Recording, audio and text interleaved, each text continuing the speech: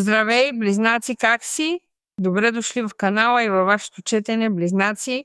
Ще се свържем с вашите енергии за тези дни. Напомням ви, че това са общи четения, затова ще ви помоля да вземете онова, което резонира и се отнася за вашата ситуация. Това, което не се отнася, просто го пуснете. Ще започна вашето четене с посланието на богините, те ще ни водят с вашата енергия. Не забравяйте да проверите своя лунен знак и асцендент, близнаци, защото те винаги разкриват нещо повече от това, което може да достигне до вас, да видим какво ни казват. Почти се обърна една, която поиска да ни говори, и това е Маев. Тя ни говори за небеса и ритми. Почитайте циклите на тялото си и нивата на енергия и емоции, защото може би много от вас са се чувствали с известни промени в настроението. Или същите ритми, които придружават това, което са очевидно естествените състояния на физиката на всеки един. Преминаваме очевидно през цикли, в които тялото ни се променя по един или друг начин и това също може да повиши или понижи нивата ни на енергия. Същото е и с емоциите и трябва да ги почитаме по начина, по който идват, защото нещо очевидно винаги ни оставят да видим. Ставаме по-големи, по-зрели, променяме се и това е много добре и трябва да съпътстваме този цикъл като всички процеси. И това е тази, която бях изтеглила за теб, която не е нищо повече и нищо по-малко от изобилие, която е богинята на просперитета, която се свърза с всичко, абсолютно Вселената, която ще излее върху теб внушително изобилие. Така че отвори се да го получиш, близнаци. Щях да ти кажа, Дева, има енергия на Дева около теб, Дева. Близнаци, да видим какво ни казват водачите. Какво трябва да знаеш, какво трябва да знаеш. Тази беше останала да виси, затова я извадих. Да видим какво трябва да знаеш по отношение на това, което може да дойде от това изобилие, от тази смяна на цикъла. Смяната на цикъла те отваря към една голяма трансформация също, дори да е физически или енергиен цикъл, защото те свързват с цялото с безкрайността на възможностите. Виж, впечатляващо. Винаги са общи четения, може понякога да се отнася за теб, може понякога да не се отнася. Ти може да искаш да разгледаш своя конкретен случай и можеш да го направиш без проблем с мен. Пишеш ми на страницата, уеб страницата винаги е тук във видеото, вече я знаеш наизуст, виждаш я тук, но също имаш и в закрепения коментар на твоя знак. Когато пожелаеш, ми пишеш и се свързваме. Вау, колко силно! За да имаш лична консултация с мен, близнаци, искам да направя твоето четене. 10 от пентакли, 7 от пентакли и кралица на мечове. Какво да ти кажа? Че изобилието. 10 от пентакли, изобилие. 7 от пентакли, изобилие. Кралица на мечове, справедливост, справедливост ред. Там си ти, енергия на въздуха. Виждам те силен. Търпението те направи посилен. И това те кара да стигнеш до свързване с автономията и с грацията, за да осъзнаеш, че е момента да се отдалечиш от хора, които те възпрепятстваха в твоята еволюция. Там каква случайност започваш златната ера, ерата на изобилието, който ти завижда, който те ревнува, вече няма да бъде пречка за теб. Време е да се концентрираш върху кариерата, в работата, в предприемачеството, в занаята, в твоите задачи от деня. Има един човек, който е около теб, който те гледа очевидно с любовно намерение, с намерение да те ухажва, да флиртува с теб, да ти пише, да те опознае, да говори с теб, да се закача с теб, каквото пожелаеш. Каквото и да възнамерява този човек е много хубаво. Това е човек, който в този момент е свободен, няма обвързаност, сам е или е разведен или разведена. Така че можеш да се довериш на това, което този човек може да ти предложи. Гледна точка на това, което е една връзка, очевидно, нали? Може да е, че ти вече си с този човек и със сигурност се чувстваш доста комфортно. Или комфортно с него или с нея, защото имаш добър диалог, добра комуникация. Може да е, че говориш с този човек по социалните мрежи, може да е, че този човек се свързва с теб на работно ниво и възникне хубаво приятелство, което след това може да се трансформира в любовна връзка. Така че ще се случват големи неща в изобилие по отношение също на една връзка с човек, който случайно би могъл да бъде от знака на въздуха като теб, близнаци, везни, или би могъл да бъде също водолей или асцендент, или също човек, който много комуникира, много говори, който знае много, който знае как да пресмята, който знае как да убеждава хората. Не обърни внимание, че може да е някой, който привлича доста вниманието. Защото този човек е много заинтересован от теб. Може да е шефка, може да е човек, който те наблюдава също, за да ти предложи нещо от работно място. шефка, жена, тя е кралица на мечове. Виж, тук имаш две карти, които съответстват на парите, на прякото изобилие, една компенсация, която идва от правилната работа. Затова там е. Аз чувствам, че има човек, който е на път да ти съобщи нещо, което може би ти дори не знаеш, нито очакваш, ще ти кажа.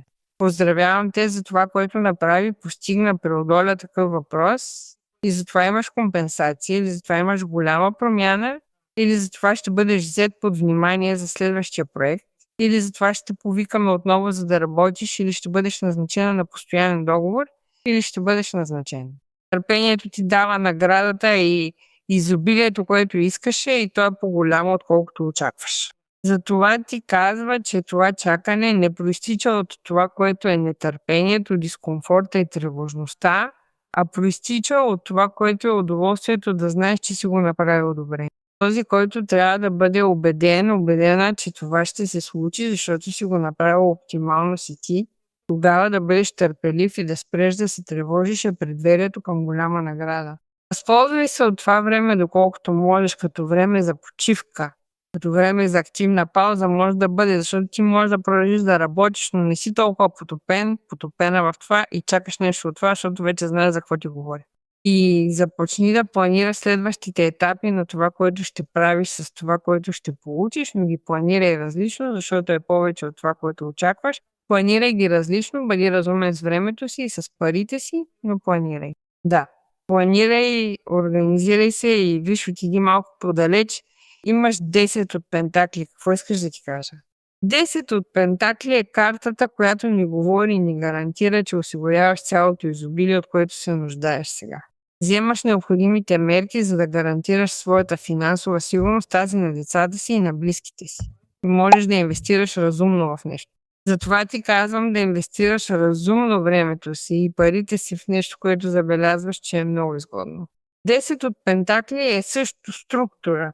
Солидна структура на семейство, на двойка, на връзки, на бизнес, на компания, на семейен бизнес. За нещо, от което близнаците могат да се чувстват горди, за нещо, от което родителите, бабите и дядовците, прадедите на близнаците могат да се чувстват горди, че близнаците до ден днешен поемат отговорност за това или действат по начин, по който са били научени, че трябва да действат или да правят, за да получат това голямо изобилие. Така че биха били много горди тези прадеди на близнаците също. Все едно знаеш как да поддържаш екипа сплотен, ако щеш по някакъв начин, там имаш 10 от пентакли. Може да си ти този, който очевидно по някакъв начин структурира тази солидна система, за да предложи удобно изобилие на средата. Може да си ти този, който подготвя своята компания и който чака тази компания да даде печалба, резултат и днес животът те компенсира богато. Може да се разшириш, може да репликираш това, да отвориш клонове, да се разшириш в бизнеса си, в клиентите си, в суровините си.